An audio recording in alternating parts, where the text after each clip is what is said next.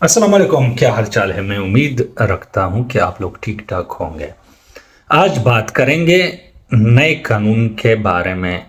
جن لوگوں کا کیس پاس ہوگا، اگر کسی کو 2 سال کے ڈاکومنٹس ملیں گے، یا اگر کسی کو 5 سال کے ڈاکومنٹ ملیں گے، یا اگر کسی کو سیاسی ڈاکومنٹس ملیں گے اٹلی میں، تو اسی دن وہ پروجیکٹ چھوڑیں گے۔ پہلے کیا ہوتا تھا کہ جو پروجیکٹ والے تھے وہ ان کے لیے ریکویسٹ کر لیتے تھے ایک دوسرے پروجیکٹ کے لیے، جس کو سپرار یا سائی کہا جاتا تھا، لیکن اب وہ نہیں۔ ٹھیک ہے، اب جب بھی آپ کو ڈاکومنٹس مل جائے تو آپ لوگوں نے اسی دن کیم ہر چیز چھوڑ دینا ہے۔ ڈاکومنٹ نہیں، یعنی آپ کا جواب آ گیا اور آپ نے اس کے اوپر دستخط کیا تو آپ کا کیم پروجیکٹ ہر چیز ختم۔